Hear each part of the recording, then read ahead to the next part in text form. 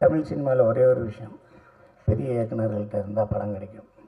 அடுத்து எங்கள் அன்னை சீமான் அன்னை வீட்டில் வெங்காயம் உரிச்சா படத்தில் டைரக்டர் ஆகிடலாம்.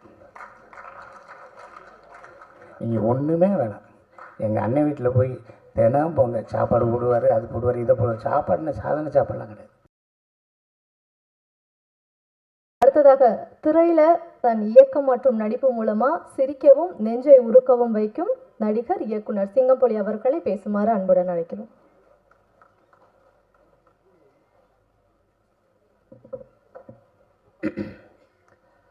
வணக்கம். எல்லாம் நல்லா இருக்கீங்களா? எப்படி இருக்கீங்க?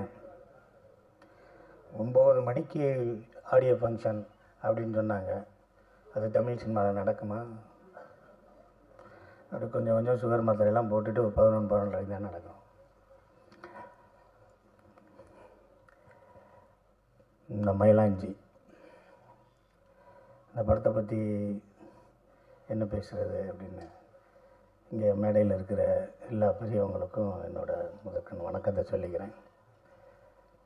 ஒவ்வொருத்தரையும் பற்றி பேசணும்னா நான் 5 வரி பேசுவேன், 10 வரி பேசுவேன், 15 வரி பேசுவேன், 20 வரி கூட பேசுவேன். ஆனால் அடுத்தவங்கெல்லாம் பேசணுங்கிறதுனால வணக்கத்தை சொல்லிட்டு மற்ற விஷயங்கள் பேசிடுவோம்.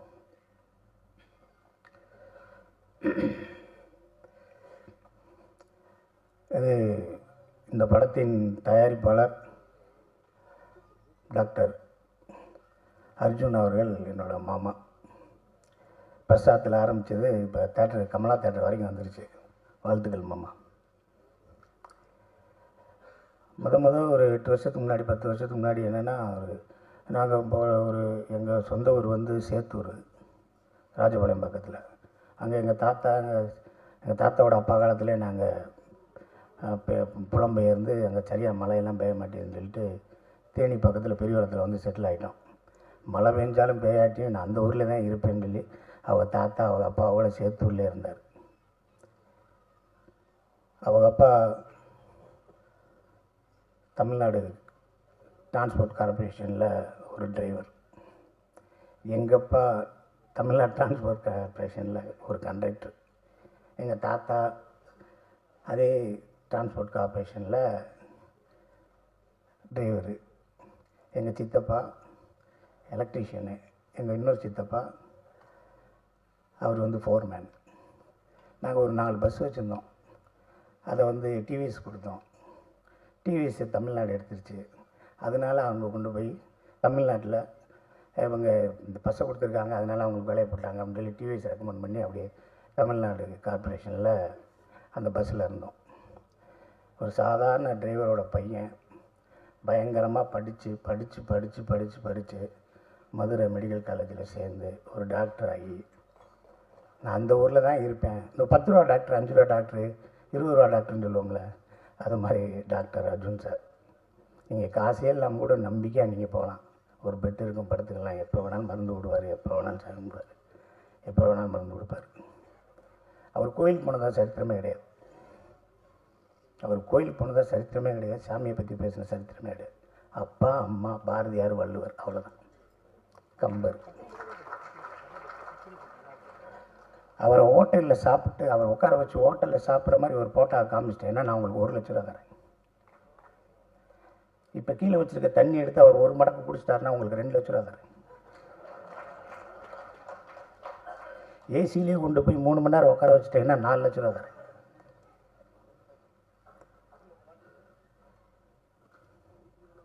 எதுவுமே செய்யாது. ஒரு சாதாரண மனிதனை மாதிரி ஒரு ஒரு ஒரு சாதாரண மனிதனே கிடையாது.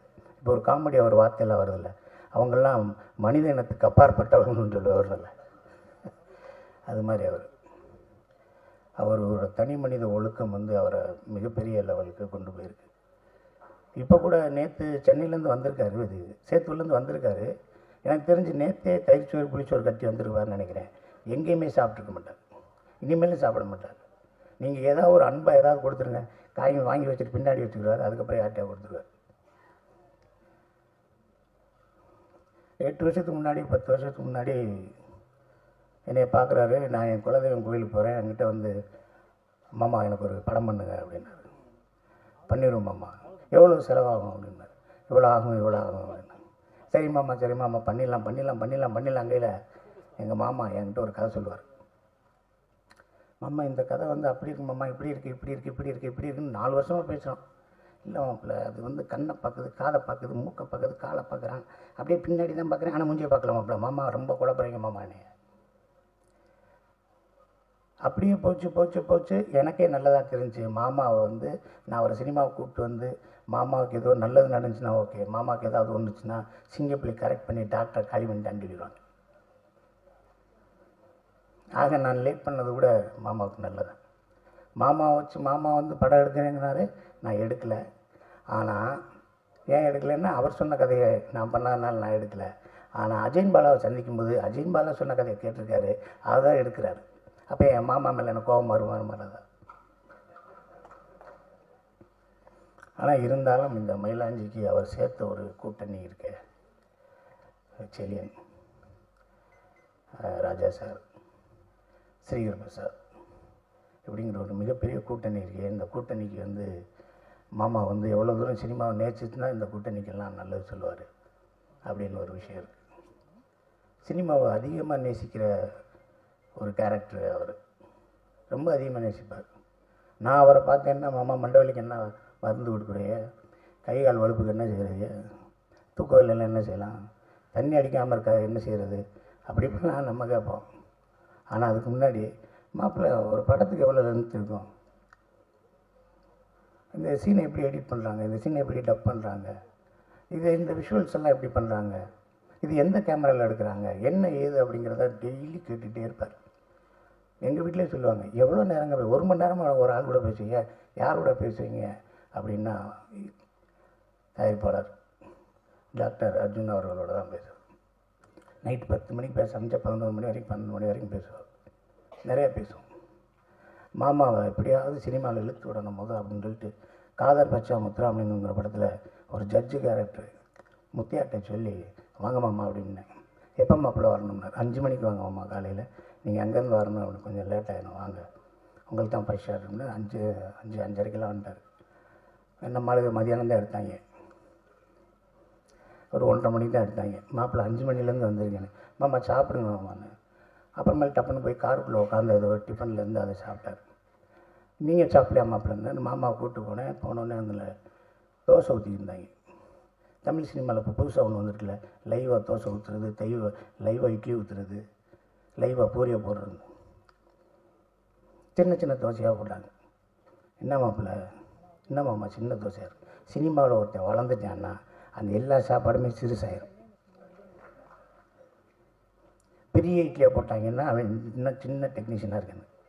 ஏன்னா பெரிய இட்லியை பெரிய டெக்னீஷியன் கடிக்க முடியாதான், அதனால் சின்ன இட்லியை போய் சின்ன தோசையை போட்டான்னா பெரிய ஆள் தான் சின்ன தோசையை போடுவாங்க. மனுஷன் பெருசாக சினிமாவில் பெருசாகிறன்னா அவன் கேரியர் தந்து பண்ணா இட்லியிலே சின்ன இட்லியாக இருக்கும். ஏன்னா அவர் கடிக்க மாட்டார், ஏன்னா அவர் வேறு வேலை இருக்குது, வேறு என்ன வேலை இருக்குன்னு தெரியல.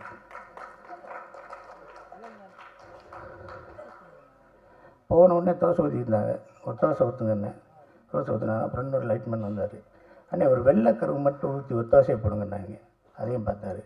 அண்ணே வெள்ளைக்கருவு மஞ்சள் கொண்டு கொஞ்சம் கலக்கி வெங்காயத்தோடு சேர்த்து ஊற்றுங்கன்னாங்க. அதையும் பார்த்தாரு. ஏன் மாமா இப்படி ஒவ்வொருத்தருக்கும் தோசை சுடுவாங்களாண்ணா அப்படின்னு நினச்சேன். மாமா இன்னும் 2 வருஷம் லேட் ஆகும் போல படம் எடுக்கிறது.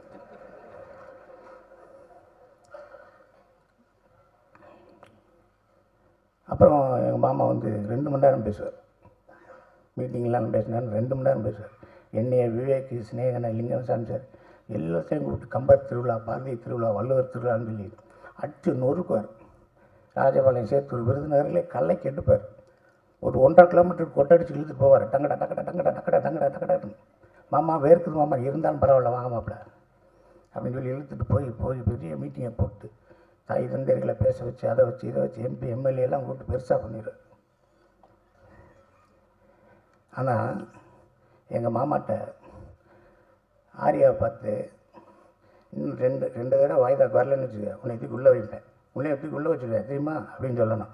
மாமா திணறி வேர்த்து விறுவிறுத்து தனியாக போய் அழுது கதவை போட்டு சிரித்து, மாப்பிள்ளை நான் இப்படியே கிளம்பிடுறேன், பைபாஸில் இந்த பக்கம் போயிடுறேன், இல்லை சர்வீஸ் ரோட்டில் ஏறலைன்னு சொல்லி அவரை சமாதானப்படுத்தி பேசுகிறேன். இந்த படம் அவருக்கு வந்து எங்கள் செல்லியன் சார் சொன்ன மாதிரி அர்ஜுனன் பேர் 10 அர்ஜுனன் பேர் 10ங்கிற மாதிரி. மாமா எல்லா விஷயங்களுமே கஷ்டமான விஷயங்கள், எல்லாமே கஷ்டமான விஷயம். எதுவுமே ஈஸி இல்லையா? உங்களுக்கு தெரியாதா? வந்தோடனே ஒரு ஆளுக்கு ஒரு ஊசி போட்டு எல்லாம் காமிச்சிங்க. கொஞ்சம் எரியா, 4 நாள் எரியா, 2 ஊசியை போடியா, பேசாமல் எரியா, கை கால் கட்டுப்படியா, ஒரு நாள் கஞ்சி பிடியா, ஒரு நாள் பார்லி அரிசி போடியா அப்படின்னு சொல்லித்தான் நீங்கள் சௌரியப்படுத்தினீங்க. அதே மாதிரி தான் மாமா. நீங்கள் கொடுதி வறுமை கொடுது, இளமையில் வறுமை கொடுதின்னு ஒன்று இருக்குல்ல, அது மாதிரி நீங்கள் முதல் படத்துலேயே இவ்வளோ சிரமப்பட்டிருந்தாலும் அதை உங்களை மிகப்பெரிய பக்குவப்படுத்தும். இந்த உட்காந்துருக்காரு கங்கைமரன் சார், அவங்க படாத கஷ்டமா? இந்த என் சகோதரர் இருக்கார் மிஸ்கின் சார், அவர் படாத கஷ்டமா? அந்த ஐஏஎஸ் எல்லாம் அவர் எப்படி படித்தார்னே தெரியல. அவரை நீங்கள் எனக்கு அறிமுகப்படுத்தி வச்சிங்க. அவரை கொரோனா காலத்தில் நான் படுத்தின பாடு உங்களுக்கு தெரியுமா? அவர் படுத்தின பாடு தெரியுமா உங்களுக்கு? எவ்வளோ ஒரு டிஜிபிட்ட என்னென்ன கேட்பான். நான் ஃபோன் பண்ணி கேட்டு, அர்ஜுனன் சார் மறுமையை பேசுகிறேன் சிங்கப்பள்ளின்னு, சொல்லுங்கள் என்ன செய்றீங்கண்ணே, அது கிடைக்குமாண்ணே. சாக்காயிட்டார். சிங்கப்பள்ளியாக பேசுகிறது நானே தான். இந்த வாய்ஸை கூட ரெக்கார்ட் பண்ணி வீட்டுக்கு அனுப்புங்க, அவர் வாய்ஸான்னு செக் பண்ணிக்கோங்கண்ணா. என்னை சென்னையில் வேலை பார்க்க விடுங்க, காவல்துறையில் லாண்ட் ஆர்டரில் இருக்கேன்னாரு. அவரை விடவே இல்லையா? என் நம்பரை பிளாக் பண்ணுற வரைக்கும் அவரை டிஸ்டர்ப் பண்ணி படித்து எடுத்து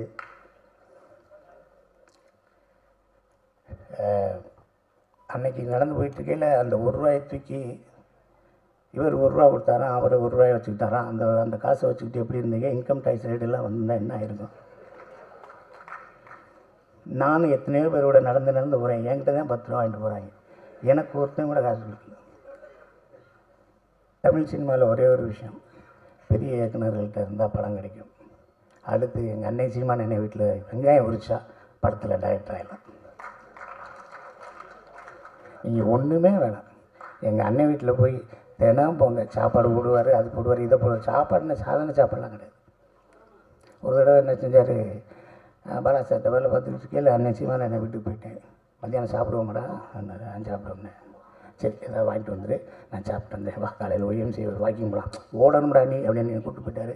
மதியானம் போய் சாமி வாங்கிட்டு வரானாங்க. கடைக்கு போய் 1 கிலோ அரிசி, ஒரு 2 ₹10 பாக்கெட் தயிர் பாக்கெட்டு, ஒரு 4 முட்டை, ஒரு 1/4 கிலோ வெங்காயம், ஒரு 200 சிக்கன் வாங்கிட்டு வந்து அண்ணே சமைக்கலாம்னே. ஏடா தம்பி நீ இப்படி லூஸ் பேலாக இருக்க, இப்போ 11 மணிக்கு வந்துடுவாங்கடா தம்பியெல்லாம், போடா முதல் நான் சொல்கிறத எழுதுறான்னு. ஒரு 60 முட்டை,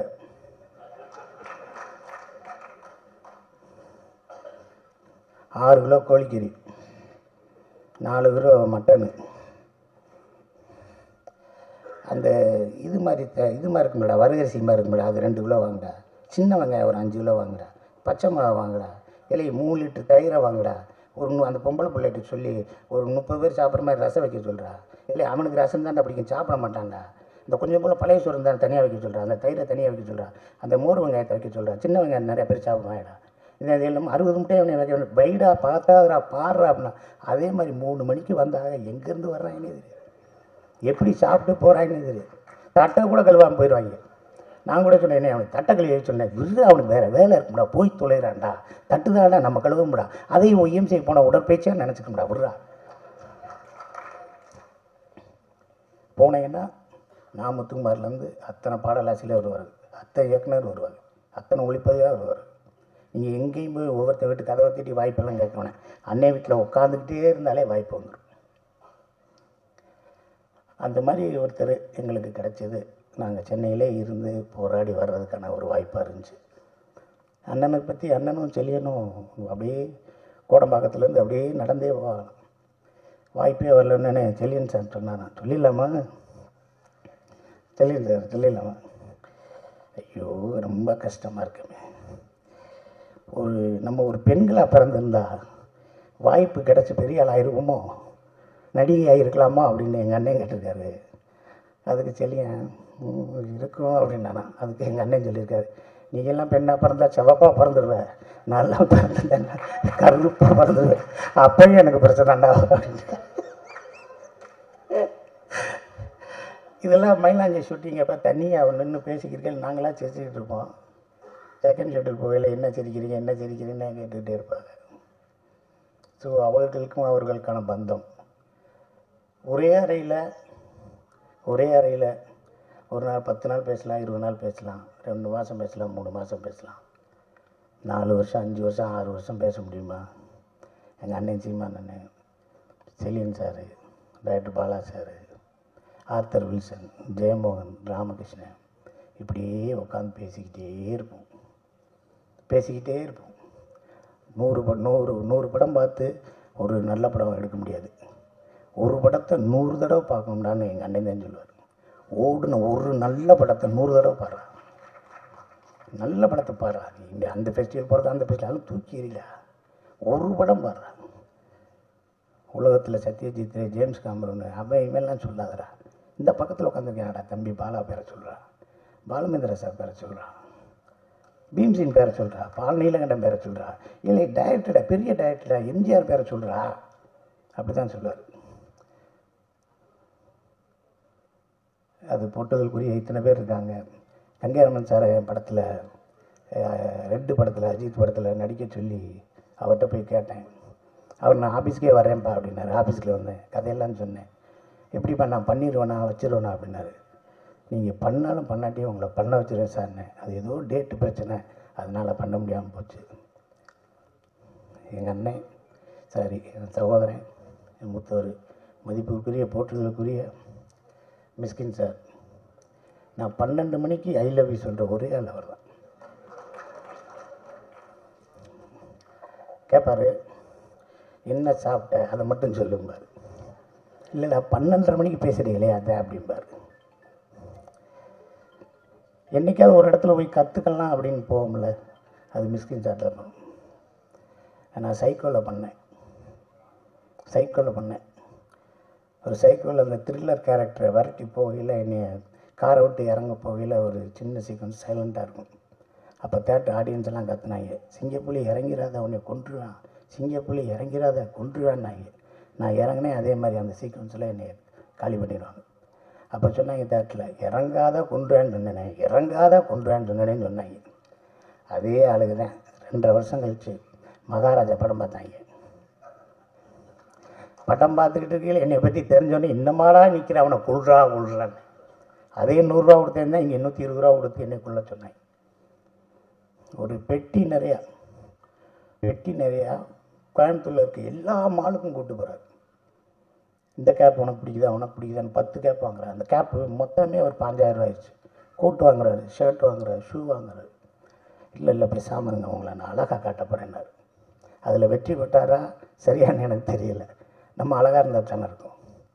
ஆனால் என்னை வச்சு அந்த சைக்கோ படத்தில் ஒரு நல்ல கேரக்டர் விட்டார். தினமும் ஷூட்டிங் முடிஞ்சோடனே சிங்கப்புலி நான் ஒரு கை தட்டுங்க அப்படின்னாரு. ஷூட்டிங் முடிஞ்சோடனே நான் இன்றைக்கி உங்களுக்கு முடிஞ்சிச்சுன்னே போயிட்டு வாங்கினேன் நல்லபடியாக. போய் ஏறினேன், காஸ்டியூமர் ஒரு பெட்டியோடு வர, பெரிய பெட்டியோடு. நான் போட்டிருந்த பேண்ட்டு, சட்டை, டிஷர்ட்டு, ஷார்ட்ஸு, கீட்ஸு, கேப்பு, இப்போ எல்லாத்தையும் வச்சு அண்ணன் உங்களுக்கு கொண்டு போய் சொன்னார்னாரு. இல்லை சார் ப்ரொடக்ஷன் ஹவுஸ் ஆரம்பிச்சிட்டாரு, அவருக்கு நிறைய தேவைப்படும், அவரை வச்சுக்கிற சொல்லுங்கள். எனக்கு வேணாம், ஒரு அடையாளத்துக்கு 2 சட்டை எடுத்துருவாங்க. இல்லை சார் அவர்கிட்ட பேச முடியாது சார், காரில் ஏறி போயிட்டே இருங்கன்னார். இந்த ஒவ்வொரு நிகழ்வும் தான் நம்மளை சினிமாவில் இன்னமும் இருக்க செய்யுது. இந்த படத்தை எடுத்த தயாரிப்பாளர் அர்ஜுன் சார் அவர்களுக்கு, எங்கள் மாமா அவர்களுக்கும் எல்லாருக்கும் நான் நன்றியே சொல்லிக்கிறேன். லால்குடி இளையராஜா இப்போ இந்த படத்தில், நாடு படத்தில் வேலை பார்த்தோம், இந்த படத்தில் வேலை பார்த்தோம். எனக்கு தெரிஞ்ச லால்குடி இளையராஜா வந்து நேர்மையின் மறுவுருவம். ஏதாவது ஒரு விஷயத்தை சொல்லி அந்த செட்டப் பண்ணுங்க, இந்த செட்டப் பண்ணுங்கன்னா, இந்த செட்டுக்கு இவ்வளோ தான் ஆகும், நீங்களே வந்து செலவழிங்க, நீங்களே பார்த்துங்க, எனக்கு 5 பைசா தேவையில்லை அப்படின்னு சொல்லக்கூடிய ஒரு மிகப்பெரிய ஆள். எங்கள் அண்ணன் தனஞ்சய அண்ணன், ஆர்வி குமார் சார் அவர்களுக்கும், பேரரசு அவர்களுக்கும், எல்லாருக்கும், அம்மா அவர்களுக்கும் எல்லாருக்கும் நன்றியை சொல்லிக்கிறேன். இந்த படத்தை ஊடகவியல் எல்லோரும் சேர்ந்து ஒரு நல்ல நிலைக்கு, ஒரு உன்னதமான ஒரு விஷயமாக கொண்டு போங்க. எழுத்தாளர் கல்கி சொன்ன மாதிரி ஒரு நல்ல விஷயத்தை எல்லாரும் பார்க்கணுங்கிறதுக்காக நல்லபடியாக எழுதுங்க. ஒரு கெட்ட விஷயத்தை எல்லாருக்கும் போய் சேரக்கூடாதுங்கிறதுக்காக அதுக்கு பொங்கி எழுந்து கூட தவறை சுட்டி காட்டுங்க என்று சொல்லி இந்த வாய்ப்புக்கு நன்றி கூறி அமர்கிறேன். நன்றி, வணக்கம்.